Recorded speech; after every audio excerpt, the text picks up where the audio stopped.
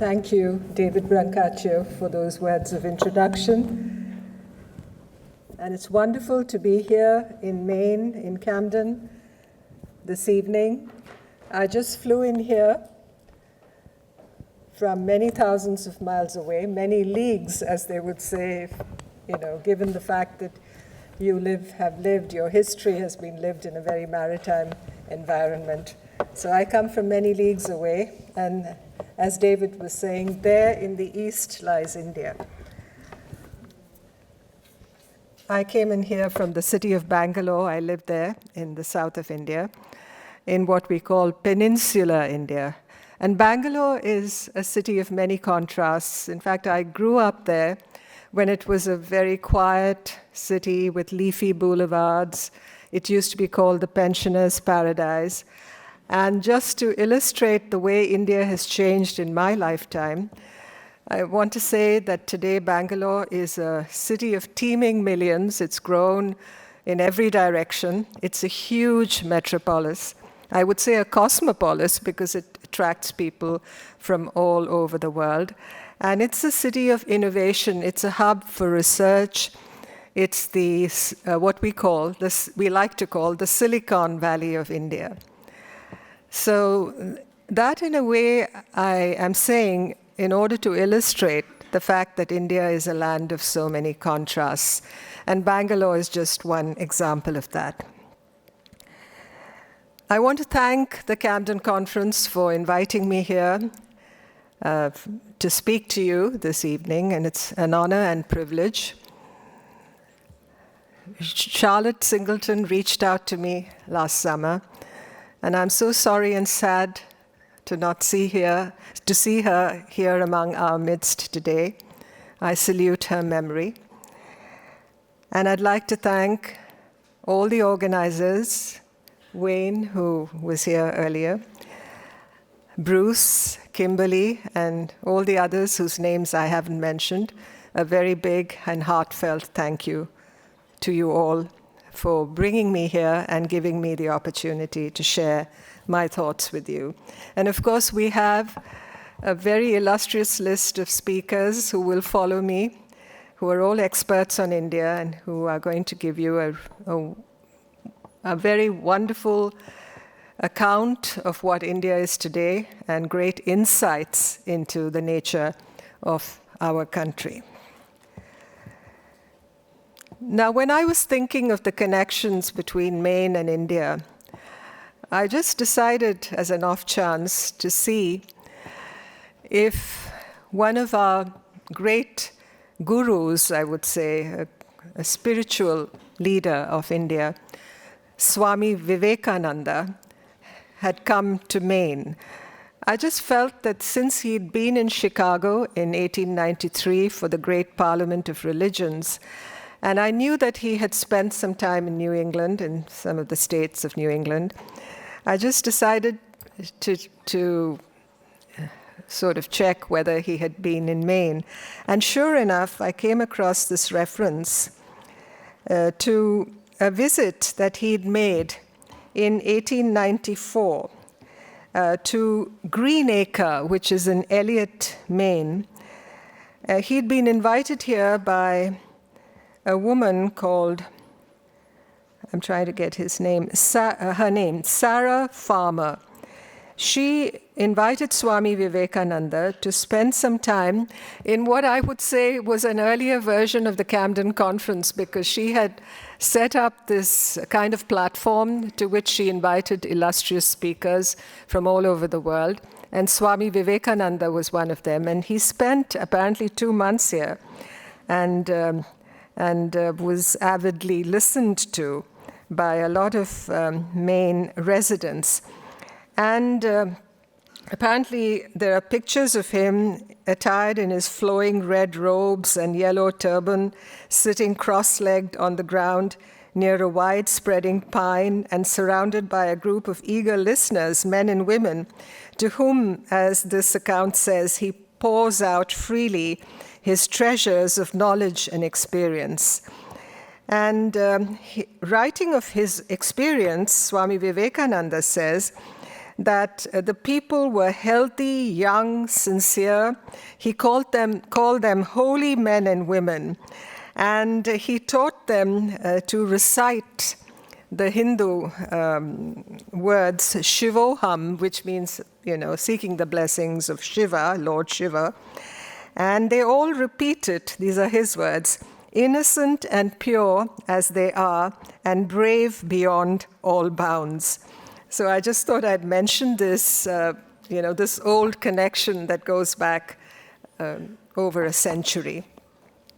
But speaking of Maine and talking of connections between India and America, one of the first exports from the United States to India, to so-called British India at that time, was ice, was really, water. It didn't pour cold water on the relationship. In fact, it made it thrive. And so from 1833 onwards, you had shipments of ice from Maine to Calcutta. And they reached Calcutta quite intact, with a little bit of melting here and there, but nothing like, the global warming of today. So, there you have it. You have ice. And I wanted to add a personal anecdote. When I grew up in India, and I'd never been to America till I was in my early 30s, but I did study literature. And in my graduate class, I did a semester studying American literature. And American literature, especially early American literature, when you study Nathaniel Hawthorne and you study Herman Melville, it's all about New England, and Herman Melville especially, and I loved his writing and just the fire and passion of it all. And it evokes so much of what, the environment in which you are situated. Astride the ocean, and all the whaling and the history of maritime activity in this part of America was all reflected in the American literature that I studied as a young woman. And in the heart of India, it was somewhere in central India, by a professor who'd spent a year in America and came back full of stories about your wonderful country. So that was also my personal connection going back so many decades. So coming to the topic on which I've been asked to speak to you, it's about how India sees the world. And I'd like to start first by saying how I, as an Indian woman, sees the world. And where I come from today, the India that I come from today, and especially when you talk about the women of India. Now, in China, there's a saying that women hold up half the sky. And Swami Vivekananda, whom I spoke to you about, who'd come to Maine, he says that women are like a bird has two wings. Women are one of those wings, and a bird cannot fly unless, both wings are operational. So today, what we are trying to do in India is to give women more representation. We have tremendous aspirations being articulated by the women of India. We are talking about their rights, their representation, ultimately and most importantly, their voice. And I come from the profession of diplomacy. And in my own life and in my own career, I've seen how the representation of women has gone up in our foreign service, starting from a time when women who joined the foreign service, as in many other foreign services across the world, had to give up their careers when they married. We were faced with similar situations in the early years of the inception of our foreign service. And slowly but surely, things changed, they improved, they evolved. And most importantly, they involved the struggles of many women in the service in order to seek more rights for themselves and to see justice served. And that's why I'm here before you today.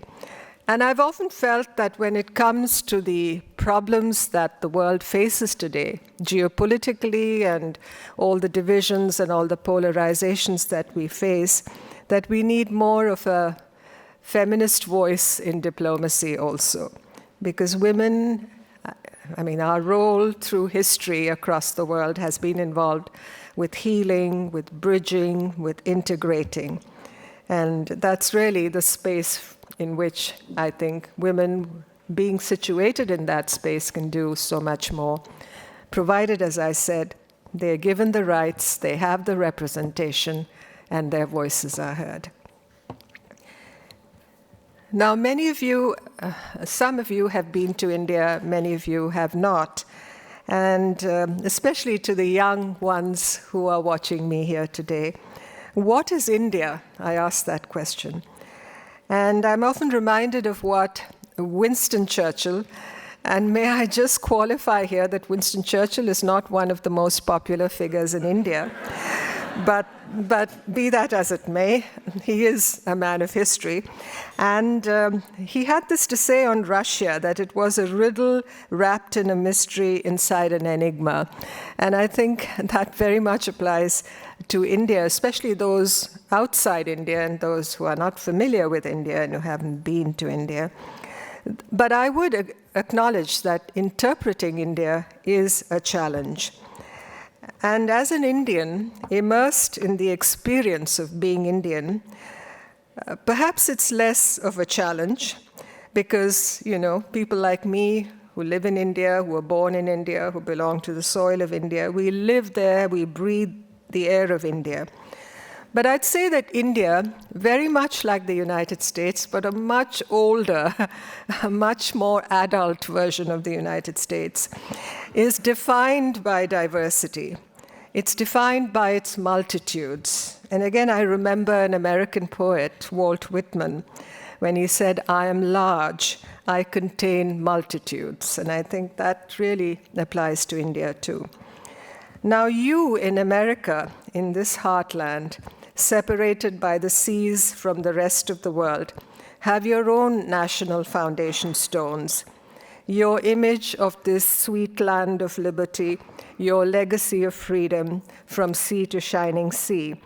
And ours in India is a history as the place of every arrival, of conquest, of colonization, of assimilation, of adaptation, of a non-violent struggle on which we shared the copyright with the rest of the world, including with Dr. Martin Luther King Jr.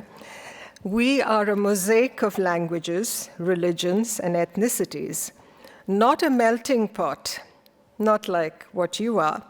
We're a mosaic, and we celebrate difference, and for the most part have not translated difference into conflict.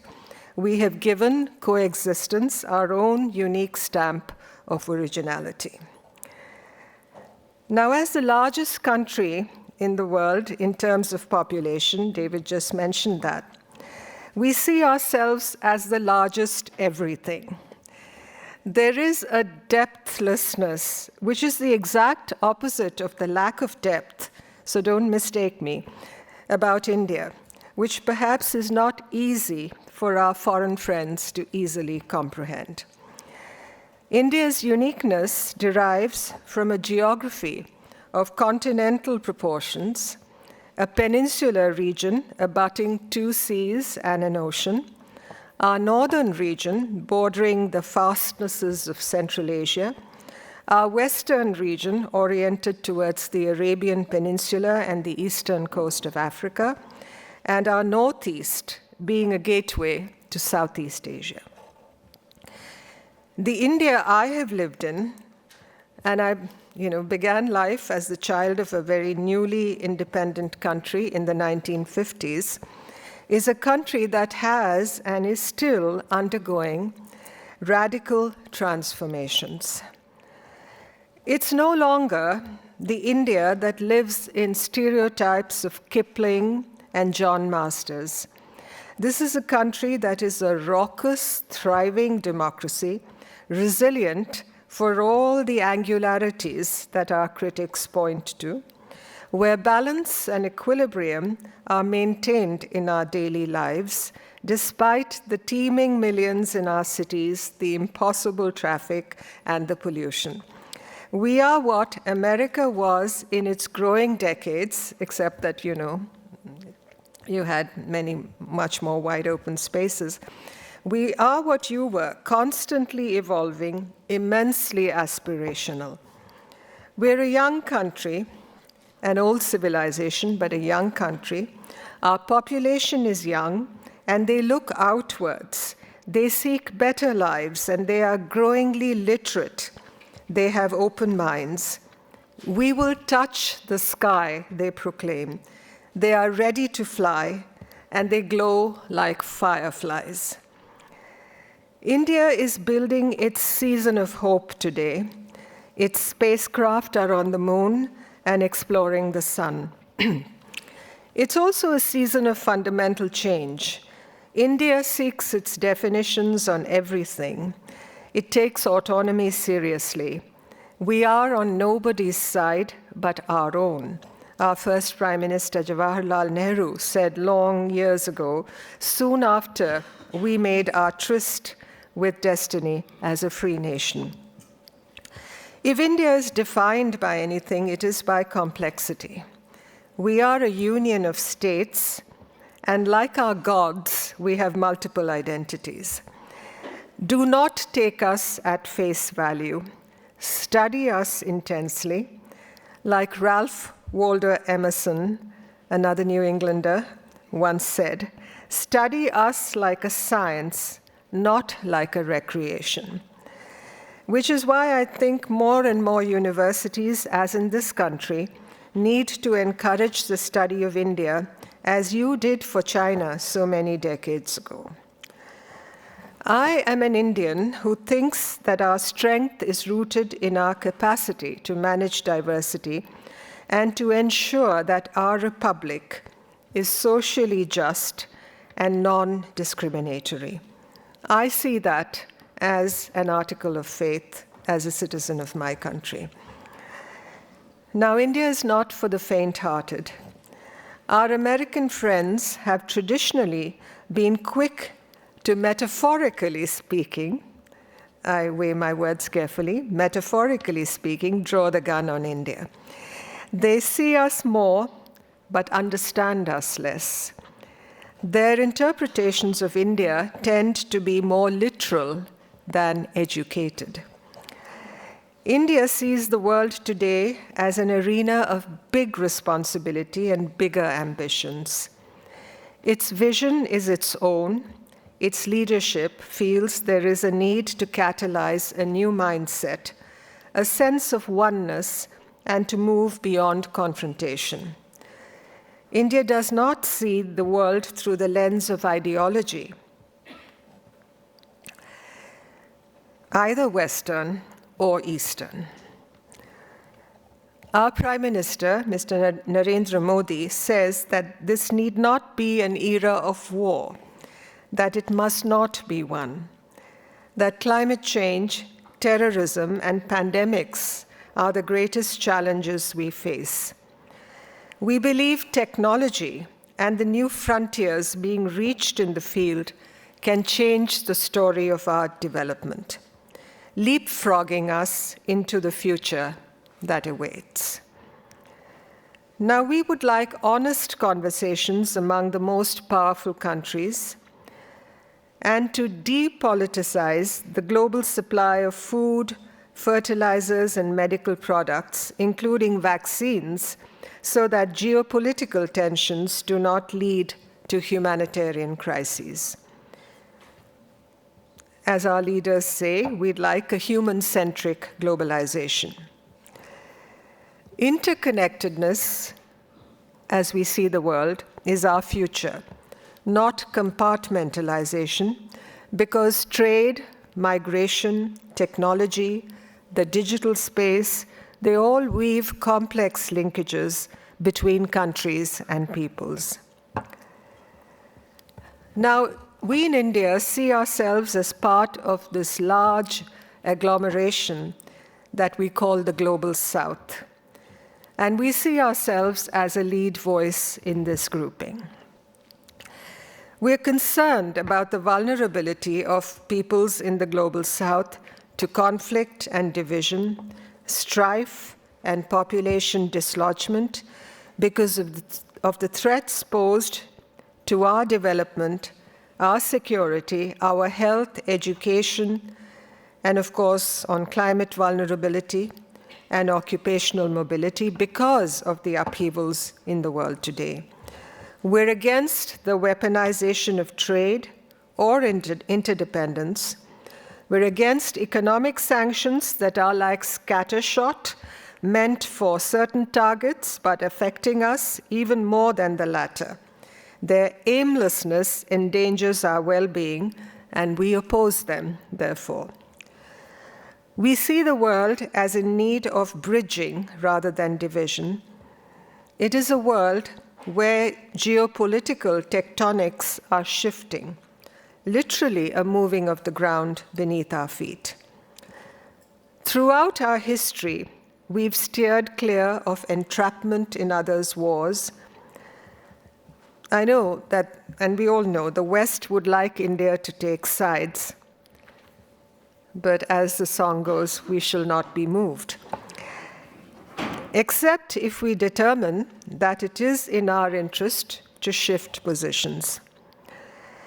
I've said before, and I quote, "The road to global leadership is open for India today." You know, we just heard mentioned that it's soon to be the third largest economy in the world. It's the largest population, the youngest demographic. The potential is all there, one of the largest militaries in the world. Since credentials for a seat at the high table of world power are basically founded on military and economic strength, and in India's case, it's buttressed, and I say this without a sense of vanity, it's buttressed by civilizational and cultural values and attributes, and all of which, therefore, mark India's rise.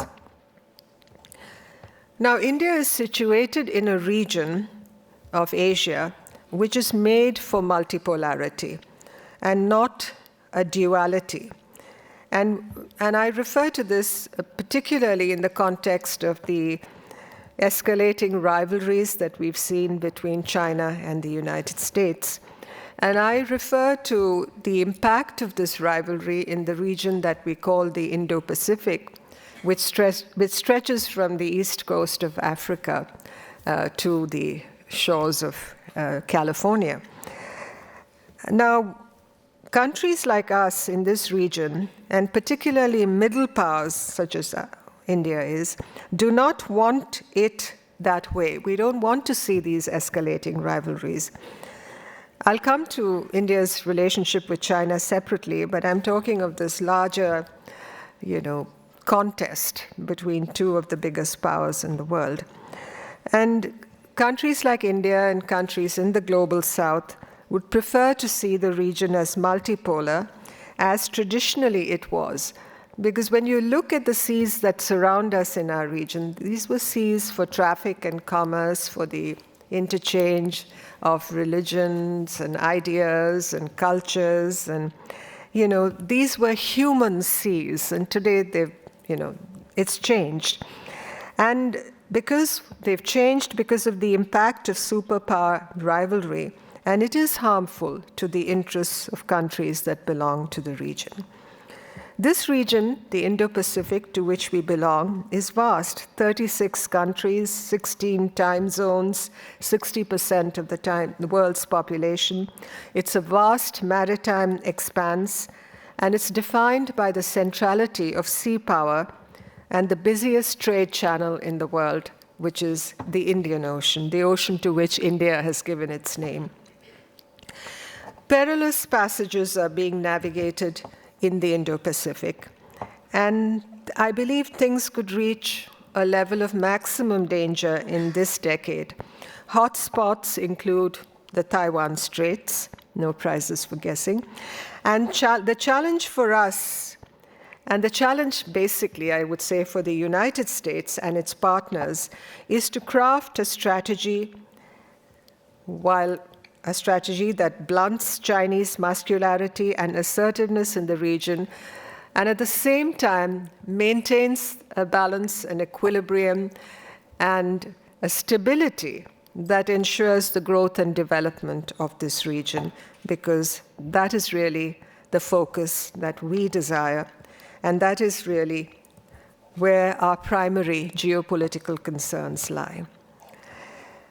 Now, when it comes to India, I would say, given our position, we are realists and pragmatists in the operation of our foreign policy. We have resisted dominance and isolation through our independent history. We want connectivity, we want cooperation, we want a genuine respect for the global commons. You know, India is one country where, you use the word global commons in English, but the word commons, as you define it, and as we also define it, exists in most Indian languages. It's there in all our land and revenue documents. Every village has its commons. Every, in South India, in Kerala, where I come from, it's called Perambok, the word commons, Perambok. It defines land which is, the commons, which belongs to everybody, which has to be developed in that fashion. And that's where, our stress on inclusivity and the adherence to international rules and norms comes in. Our foremost foreign policy relationship today is with the United States, and it represents a collective investment by leaders in both our countries for this relationship, and it involves a breadth of issues and structures, and even our differences, and there are differences, we discuss with openness and candor and with mutual sensitivity.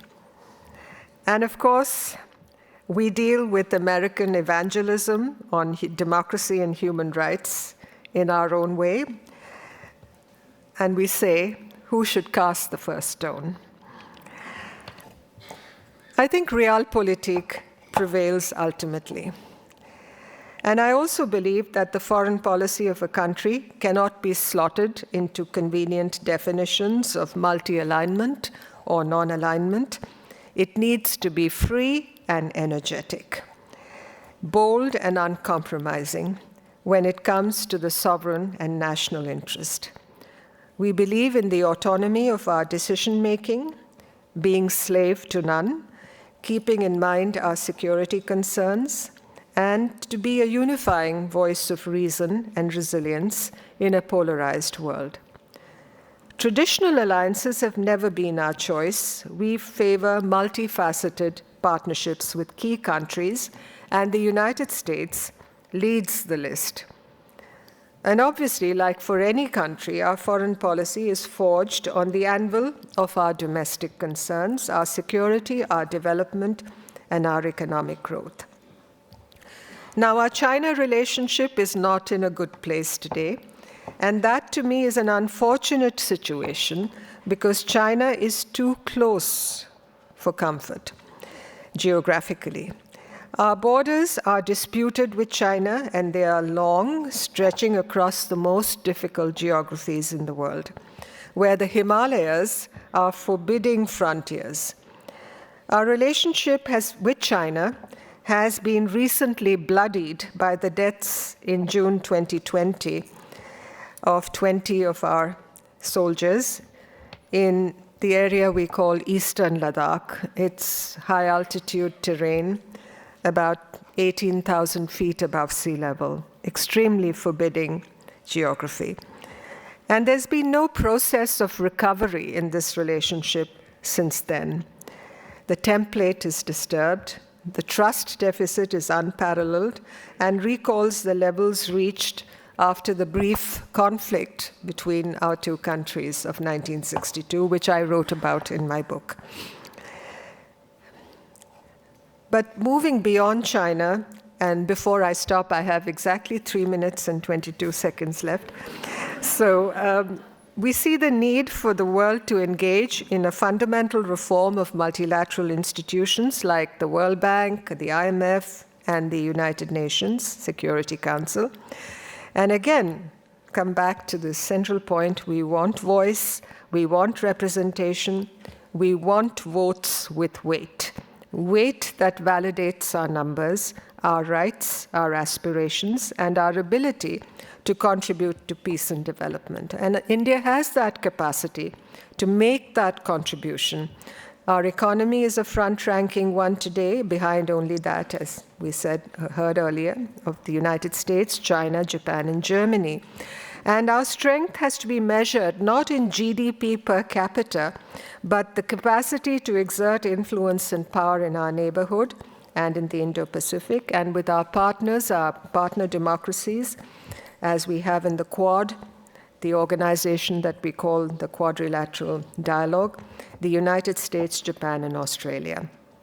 And our assets as a country include a stable democracy, our military strength, and our strong institutions of state and governance. Having been a member of India's civil service, I can vouch for that.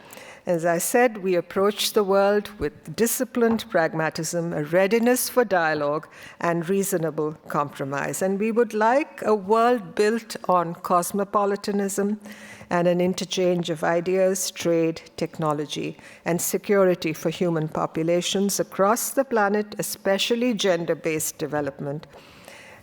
As a woman, I'd like to say that. So I know that since time is running out, I should probably go into diminuendo, as it were now, and since it's the Opera House. But let me end by saying that I stand here as a country, as a member of a country, as a citizen of a country from the Global South, and let me tell you all that the Global South has a heart. It's a heart that's willing to share, and we have solidarity on our side, and we want to share the future of progress with other countries in the world, and the only way to ensure it is to move beyond conflict and polarization. We've got many miles to go as a country. I acknowledge that. India has many miles to go, and it will be a long journey. But today, we are a country brimming with the will to achieve the goals before us. And India believes in a place called hope. And we've made our stop there and drink from that spring on that hill where the green grass grows. Thank you.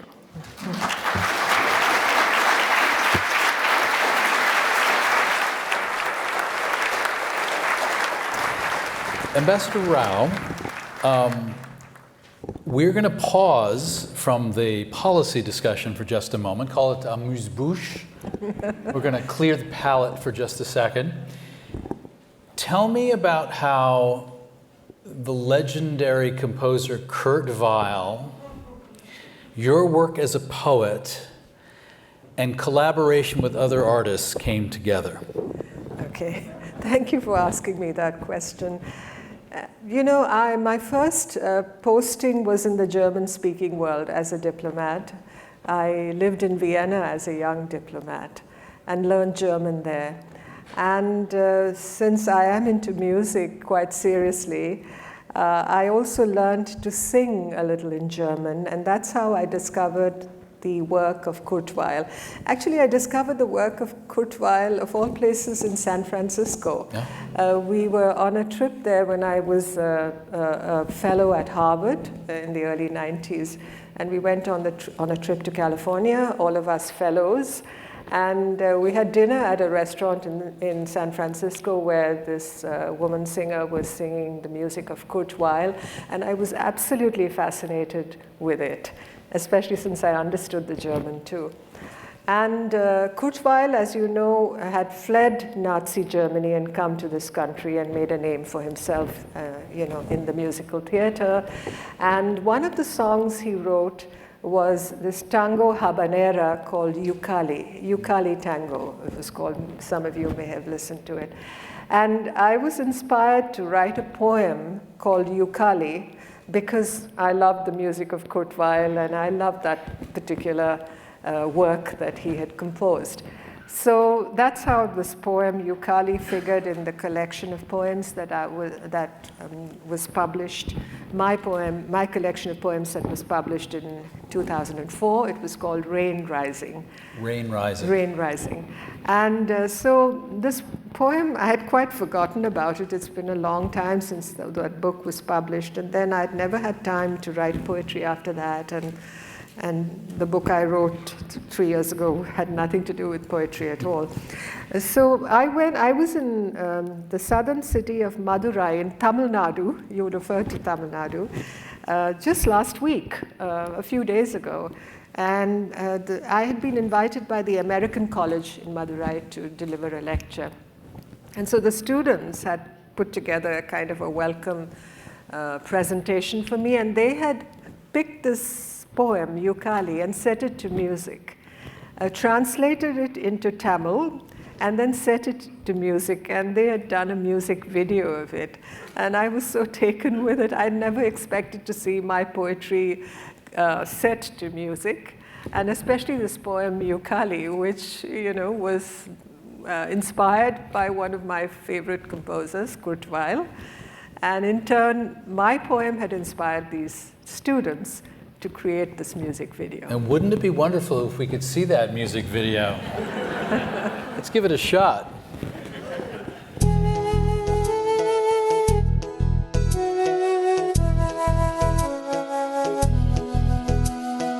இசையொன்று அலைந்து மிதக்கும் அவள் மயக்கும் குரலோசை பின்னரையில் ஒலிக்கும்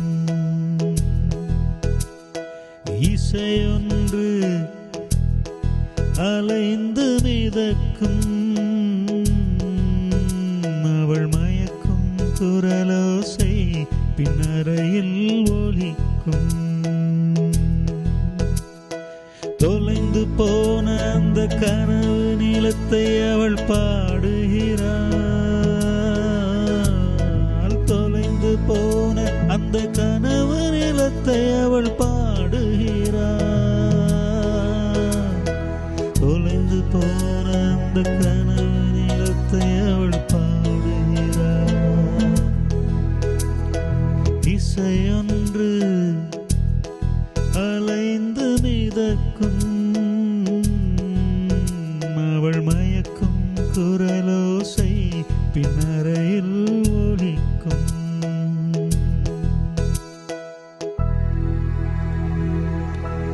இசையொன்று அலைந்து மிதக்கும் அவள் மயக்கும் குரலோசை பின்னரையில் ஒலிக்கும் தொலைந்து போன அந்த கனவு நிலத்தை அவள் பாடுகிறாள் அங்கு வாக்களித்தவைகள் காப்பாற்றப்படும் உண்மையான காதலர்கள் உலகின் விளிம்பில் நிலையற்று அலைந்து திரியும் பயணத்தில் துணை நிற்கும் கப்பல் போதையில் மூழ்க வைக்கும் துடிப்பான டாங்கோ நடனம் உங்களை அந்த தீவிற்கு வழி நடத்தி செல்லும் இதுபோல் எந்த கரங்களும் உங்களை தடுவியதில்லை பெருங்கடல் விளிம்பில் காத்திருக்கும் நாடோடி கப்பலின் மீறப்படாத சத்தியங்கள் மற்றும் வாசனை தடவிய ஆர்குட் மலர் குவியல்கள் இசையொன்று அலைந்து மிதக்கும்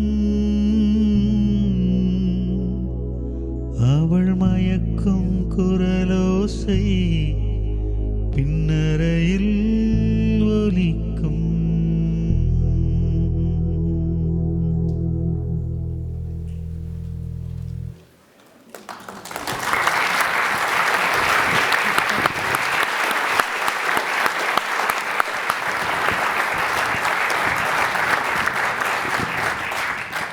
They must have been captivated by the beauty of your work, but beyond that, did you get a sense of what caught their attention? Like what it was about this particular work that interested them so much? Actually, they picked out 3 or 4 of my poems, and this was one of them. I think it's also a manifestation of the enormous curiosity that young people in India today have about the outside world, and there's this sort of unquenchable thirst, I think, to know more and to absorb ideas and concepts and images from different cultures and countries. And I think that probably triggered this presentation. All right, this is the most difficult transition of my career, going from our right brains nourished back to left brain policy cortex, yes, people. Let me start with this, and we're going to get some our audience questions. You use the powerful metaphor to describe India as a mosaic. Help us understand, though, the current government of India, which is, from the outside looking in, seems a little more concerned with oneness, with a special focus on Hindu tradition. Does that change our perception of your metaphor of mosaic, or how do we reconcile those two ideas? You know, the very word India is a kind of transliteration of the word Hindu. The word Indus, the river Indus, was the name that the Greeks and the Persians gave to the river which marked the beginning of the land of India, as it were. So, you know, when you go to South America, Indians are referred to as los Hindúes, the Hindus. So, you know, the word Hindu can be interpreted in different ways. Of course, it's the religion of India, and it's an Indian religion, a religion that was born out of the soil of India, Hinduism. But in many words, it also applies to the name that was given to India by people who came to India, to the shores of India from different countries. So today, the government of India, yes, it is a Hindu nationalist party, the Bharatiya Janata Party, that rules India. It has a very comfortable majority in parliament, and our leader, Prime Minister Modi, is enormously popular in the country. So there is this kind of, I would say, a resurgence, let us say, of pride about being Indian, and yes, you could define it as nationalism, and it's nationalism that you see across in many countries of the world today. People want to express themselves and to speak up. You know, when China became the PRC, Mao Zedong used to say, China has stood up. You know, in some ways, I think that's a similar spirit. We're not communist, we're a democracy, but we have stood up. But when you said mosaic, you imagine many different distinct pieces that somehow flow together. That metaphor still holds with this new, I think so, acknowledgement of this nationalist movement? Yes, I think so. I think India is still defined by its diversity, very much by its plurality, by the fact that many religions coexist in India. Hinduism is the religion of the majority, but we have a very significant Muslim population, and we have a Christian population that whose origins go back, literally to the time of Christ, because the first Christians in India trace their beginnings to the arrival of St. Thomas, one of the apostles who came to Kerala and apparently historically established Christianity there. Thank you. Let's get a question from the floor here. You runners can decide, yeah? Tell us your first name and where you're from.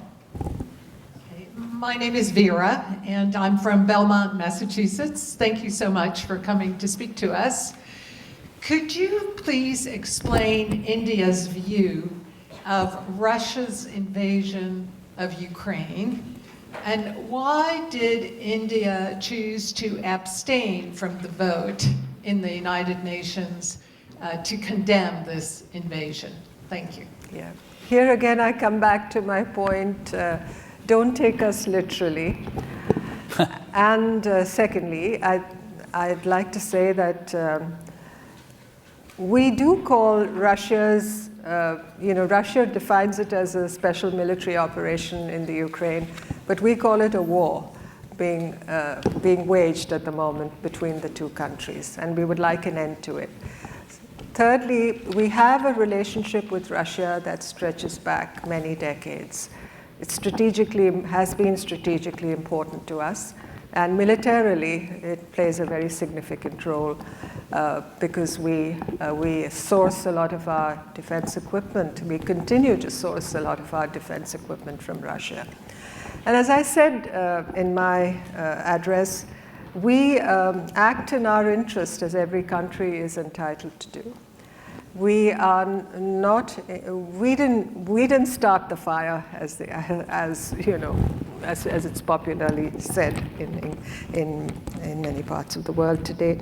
We would like an end to the war, but we are out there to look out for our interests. We want to protect our energy security, particularly. So we've imported energy, oil from Russia during this period.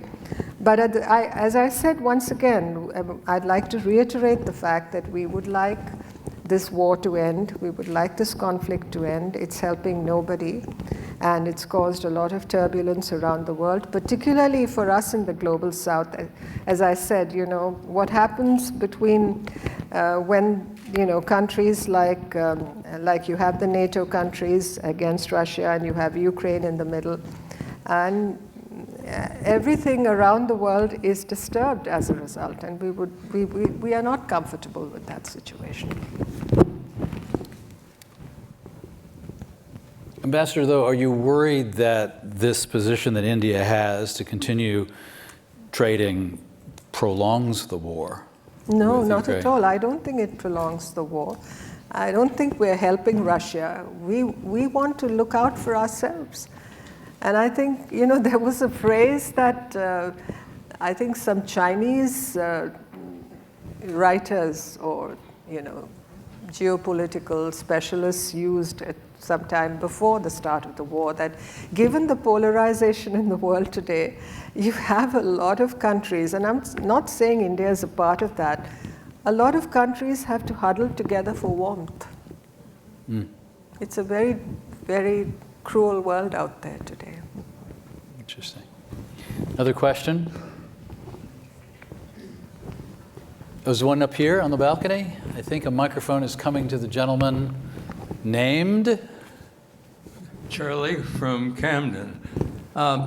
Given that India and around the ocean from Pakistan to Iran, Arabia, and to Indonesia is surrounded by Muslim countries, has the conflicts with Muslims in India had any impact on India's foreign policy? There is really no conflict with Muslims in India, within India. I want to stress that. I think, certain incidents or certain occurrences get sort of reported in a way that it gets out of context. By and large, I think India is a very peaceful, stable country, and communities live in peace with each other. And they've learned the art of coexistence very well. And when it comes to the countries that surround us, the countries in the Persian Gulf, the Arabian Gulf, as some would like to call it, or countries like Indonesia, yes, these are all Muslim countries that are in the vicinity of India, and we have good relations with all of them. Prime Minister Modi, in fact, was in Abu Dhabi just 2 days ago for the inauguration of a Hindu temple that is a first for that country. It's been built there. And we have very important trading relations with these countries. We have about 8 million Indians who live in the Gulf and who work there and who contribute to the economy of these countries. And as you know, with Indonesia, Indonesian Islam really came to Indonesia through India, through traders. And as I mentioned, I come from the state of Kerala. Islam came to Kerala through trade. And it kind of migrated to Sri Lanka and to Indonesia and through the Straits of Malacca, through trade, really. It didn't go through conquest. So there are many, many shades of history here that we have to take into account. We're, as I say, inviting questions from remote locations. I think we have one, right? Here, we can see it on the screen, Ambassador. David from Gould Academy in Bethel, Maine, asks, how does India reconcile tension with China and mutual membership in the BRICS organization, Brazil, Russia, India, China, what's S? South Africa, excuse me. Long day. Well, we've been members of BRICS for much longer than our recent tensions with China. And secondly, in BRICS, I think the exercise within BRICS and the mission within BRICS has been to find expression for the interests of countries, mainly developing countries, and who want, as I said, more representation, who want to give a new definition to multilateralism. And I think BRICS began like that. That was the mission of BRICS. And notwithstanding the tensions with China, I think it continues to be an organization with an identity and with a certain viability, and its membership is now being increased. As you know, the last summit of BRICS made that announcement. And so, countries like Saudi Arabia and Iran are all coming into BRICS now, and some from South America. So the expansion of BRICS is on the cards. And it's, the need for organizations like this that express this manifestation of a new multilateralism is important, especially since organizations, as I mentioned, like the United Nations, the seats of so-called power within the United Nations, the Security Council, have resisted reform, have resisted any prospect of reform. So these are the new alternatives. The G20, I should mention the G20 summit that just concluded in India. Last year was the year of G20 with India as the lead. And you saw the way, we took the concept of G20 to the population of India. We kind of brought foreign policy home to a domestic audience. And I think that is important because it not only expresses a new involvement, and it also expresses a new identity for such organizations, which involves much more participation at the popular level.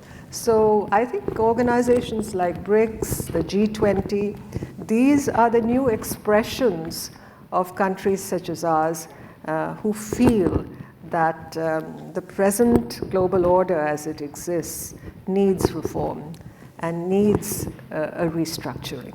Well, you said in your presentation that on the global stage, you would want power, you said votes, to reflect India's numbers. Yeah. That was a reference to the United Nations, in part, was it not?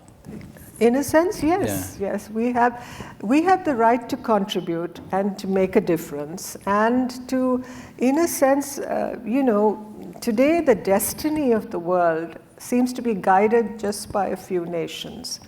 And you can't continue with that kind of a diktat when you have these aspirations, you have a revolution of rising expectations in the global south, and you have new capacities, new strengths, and these credentials have to be recognized. Do you think the UN system has the capacity to reform, or have you given up? I never say die, I guess. There's a question here. Yeah? Ambassador, Andy from Old Orchard Beach, thank you very much. Thank you very much for being here tonight, and thank you, David. I've heard twice tonight from both David as well as from you that you think India is going to be the third largest economy in the world going forward.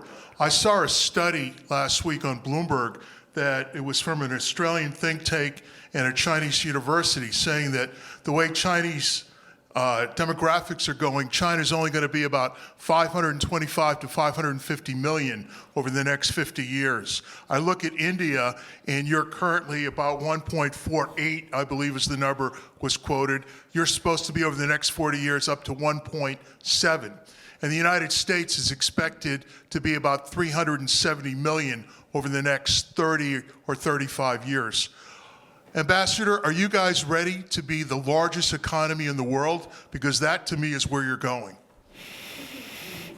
Well, Prime Minister says that India should set itself to be a developed country by 2047, which is 100 years of our independence. You know, we celebrate the centenary of our independence in 2047. So,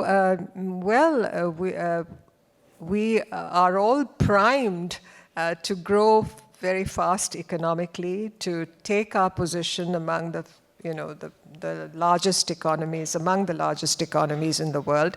In terms of our population, let me just add a little footnote here. I think the population growth rate in India has been falling slowly, especially in the southern states where it's almost at replacement rate only now. It's in the northern states that the population growth rate still continues to be higher than in the rest of the country. But this is not a population boom that we are experiencing. I think population in India will also stabilize in the next few decades. Some say by 2070, some say even before that. But I think the challenge before India is to be able to deliver the fruits of development to everybody in India, especially the poorer sections of the population. And that is where the focus of governance and government policies the Prime Minister speaks about everybody's development, everybody together, with the confidence that generates for every Indian. So that's really where we're headed.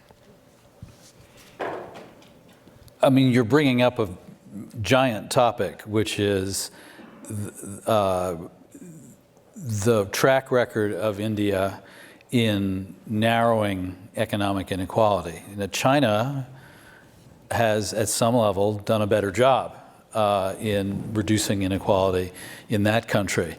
And as you say, there's still great hope and intentions to keep working on the problem in India. Do you see scenarios where the poorest of the poor are lifted up at a greater rate? Because obviously there's a rich middle class that's very powerful now, unlike China, which is very oriented toward export. India isn't. It's consumption because of the strides that the middle class has made. But a lot of work to do in narrowing, as there is in this country, in narrowing the gap between rich and poor.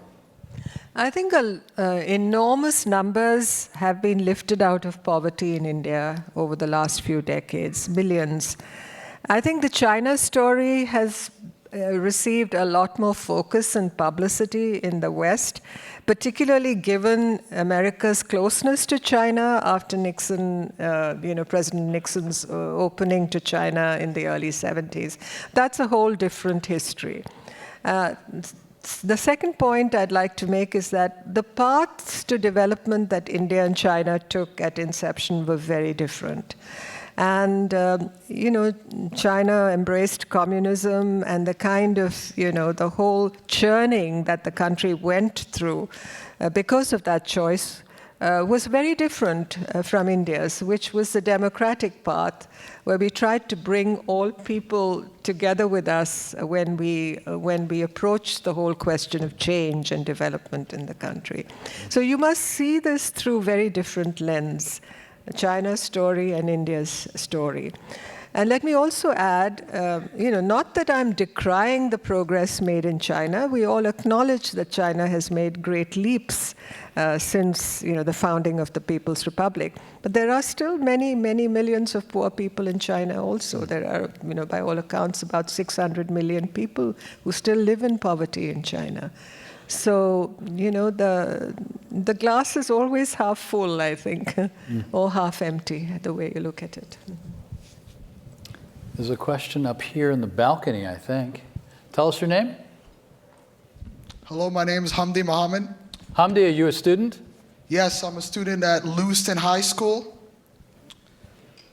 My question is, what is your outlook on the occupation of Palestine by Israel?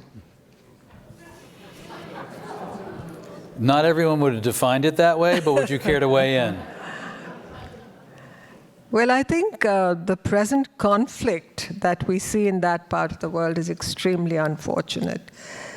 It began a long, long time ago, the conflict between the Israelis and the Palestinians. It has a history that goes back many, many decades. And the way India has approached it from the very beginning, there's been a great deal of sympathy for what the Palestinian people went through over these last few decades, from 1948 onwards, with the establishment of Israel. Israel and India are friends today. We have diplomatic relations with Israel. We have a very, very productive relationship, bilateral relationship with Israel. It's important to us. But at the same time, India has always understood the humanitarian aspects of what the needs of the Palestinian people are, and that's the way we've approached it in terms of assistance that has been rendered to the Palestinians over the years, in terms of our support for a two-state solution, which of course nobody has really spoken about in the last few years. And I know that talk of it has surfaced again after these recent events, the post-Hamas attacks on Israelis of October 7th. I think all in all, it's a very, very unfortunate situation. It's a very tangled web, as I personally see it. And in India, most people want to see an end to this conflict, really. We want to see peace brokered between the two sides. We condemn the acts of Hamas. There's no doubt. There's no two opinions about, that the fact that what happened on October 7th is absolutely condemnable by any definition. But what has ensued in Gaza also has many aspects to it, I think, that we have to look at carefully and to see how we can put an end to the suffering of all people involved. In acknowledging you're not foreign minister today, and I don't know the answer to this question, has India officially called for a ceasefire? Really wants an end to the conflict between the two sides, yes. Thank you. And we have, I think, a remote question. I'm not going to call them remote questions anymore. A question from one of our sibling locations. Walter from USM, how might Indian foreign policy be different under an Indian National Congress government? I mean, that's sort of a science fiction question, but the role of the government in power in shaping the direction of a country. Not really science fiction. I think one can, from the point of view of experience, I can say there's always a continuum in a country's foreign policy. And I don't believe there are any radical differences between the foreign policy of the government today and the foreign policy of previous governments, some of them of the Congress Party. I think, it's the question of defending the country's national interest. It's a question of ensuring the country's progress. It's the question of defending your borders. And with every accretion of the years and experience and resources, I think you are in a better position to defend those interests, because it's all a question of capacity, it's all a question of resources, it's all a question of the talent and capabilities that you bring to it. And I think India has generally, I think the record of all governments has been good on foreign policy. And I mean, you've written deeply about this, but you wouldn't see much of a difference in India's relationship with China under a different government? I think ultimately it comes to really preserving your sovereignty, defending your territorial integrity, and furthering your economic interests.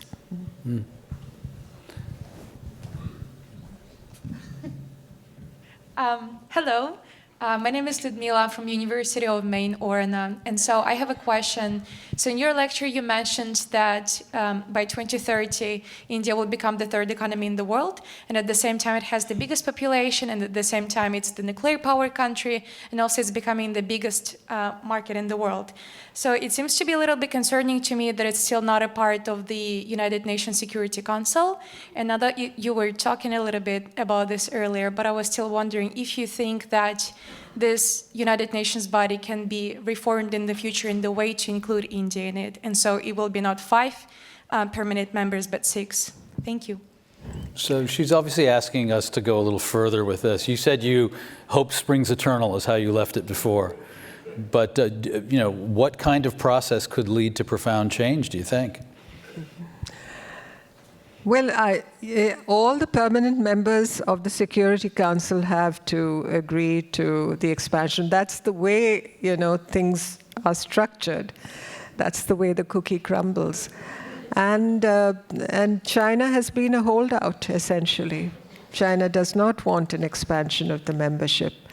The other countries have been rather lukewarm. I think nobody has been really enthusiastic and open-minded about this, to be very frank. I know that countries like the United States have told India that they support an expansion and they support India's, being a permanent member of the Security Council. But an expansion really requires all the 5 members to act together to seek to say yes to that expansion.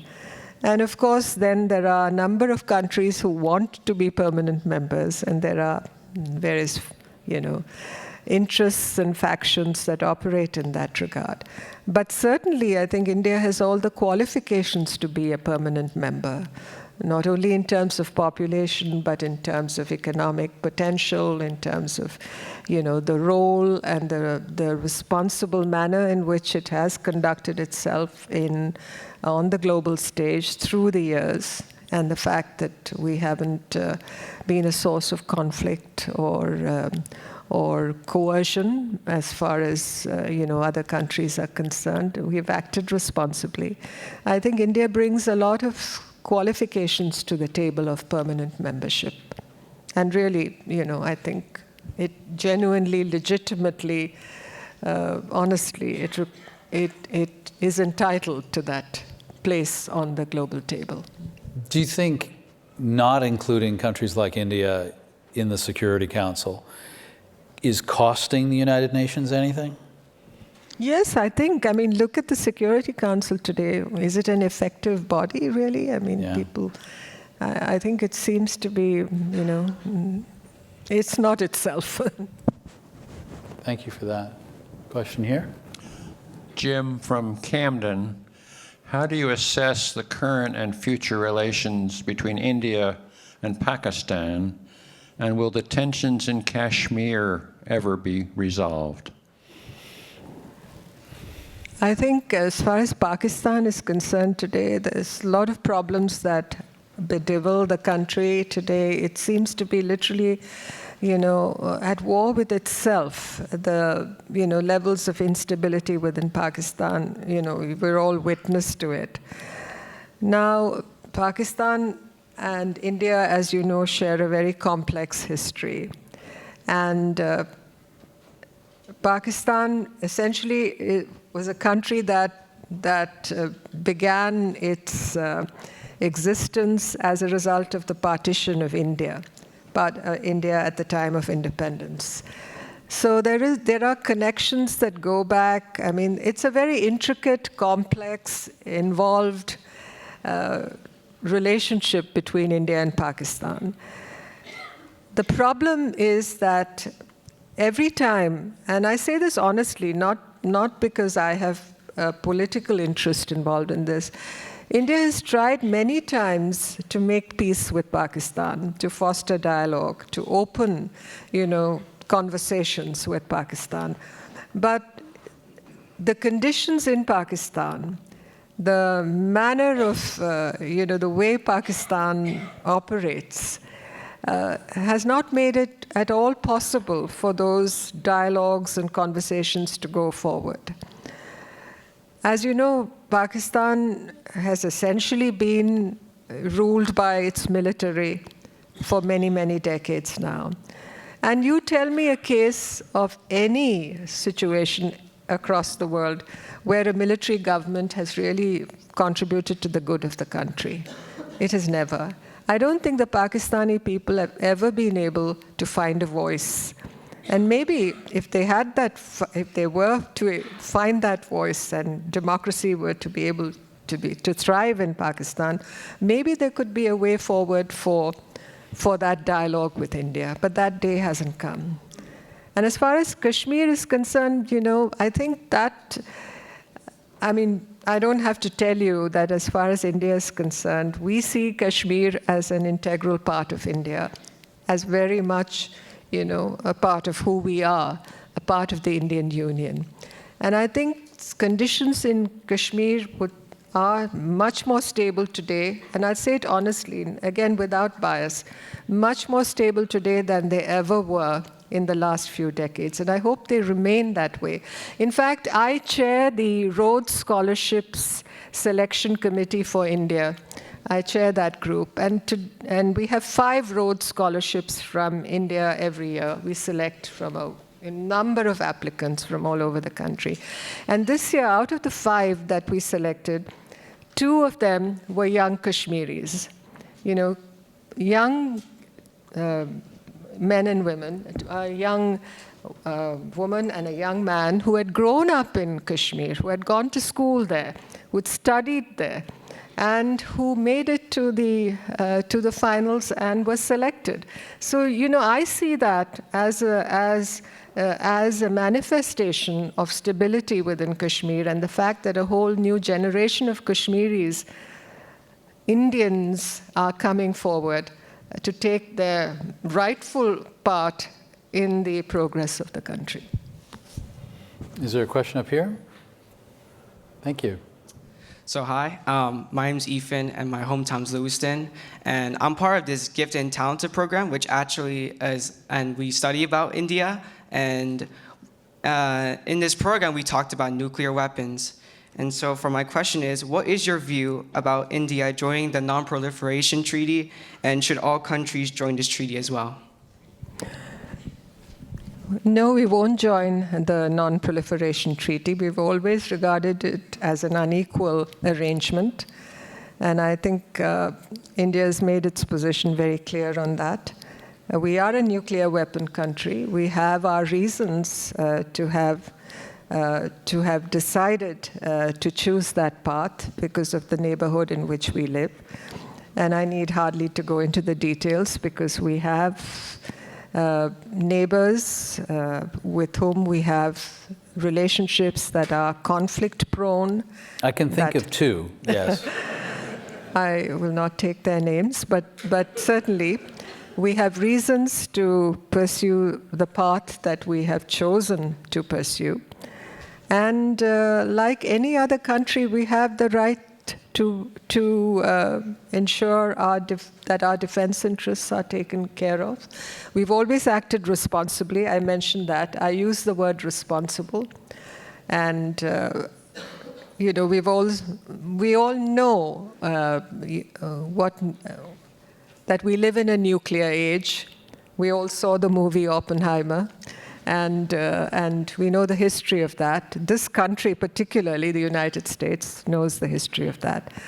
But as I said, we are not responsible for what history has bequeathed to us. But we carry history with us. And the conflicts that we are confronted with in our region really entail that we take the necessary steps to protect ourselves. India is essentially a peace-loving country, but that doesn't mean we will not protect our interests. Over here gets the last question of the evening, so the pressure's on. Oh my God. Tell us your name. Doug Miska from Miami, Florida. And the balcony piqued my interest. I was listening to a podcast today, and it was discussing the destruction of the Muslim mosque in India and a Hindu temple being built on it. And I'd just like to know your response to that. Well, the destruction of the mosque happened 31 years ago, in December 1992. It was, of course, a campaign that had gone on long before that. I think, and today, of course, we have the temple. We have the temple to Lord Ram being built in the city of Ayodhya, where the mosque had existed. Now, I'm being completely, I'm not taking anybody's side on this, but what I'd like to say is that you need to understand the history of India to really try and make sense of, what you as a foreigner see from the outside about what is happening in India. And that this is a very ancient country that went through a whole period of conquest, of colonization, and now freedom and independence, and a newly found pride in its identity. And I think what you see in India, and I talked about how nations evolve and how they develop and how they come to be what they are. You saw what happened in Spain and in Greece and in Turkey. When one religious community was in the ascendant and one had one's influence had diminished, there were, either mosques that were torn down and churches built on them, or churches that became mosques. You see this kind of, this is the endless, what shall I say, cycle of human history in many ways. I see it like that.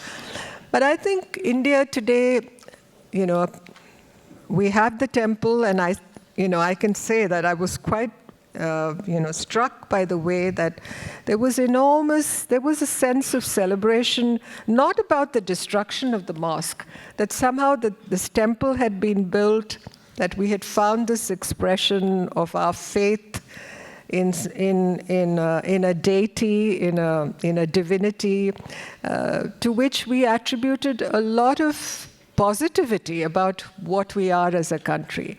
I think nobody spoke about the destruction of the mosque. I think we were looking passionately at our future more than what had happened in the past, and the fact that somehow, this temple had been built. As I said, I'm not here to give reasons about why this happened or what led to this.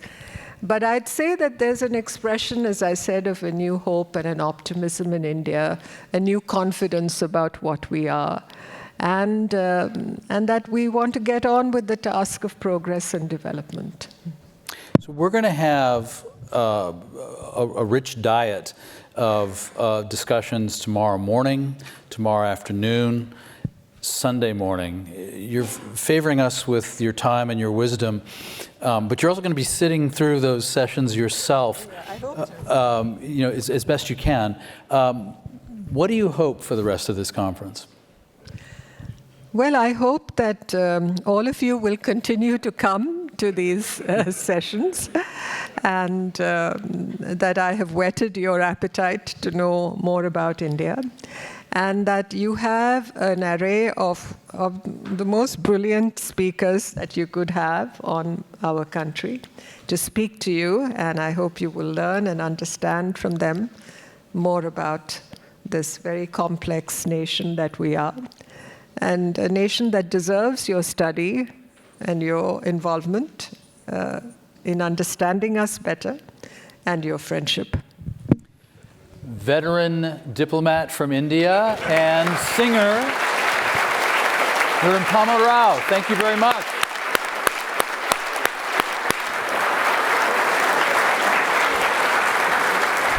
We got a lot lined up for tomorrow. Our speakers will explore history, governance, media, India's regional and global role, its economy, nationalism, minorities, role of the women, the role of caste, U.S.-India-China policy, and some wisdom that I got at 15,000 feet in the Himalaya, all tomorrow.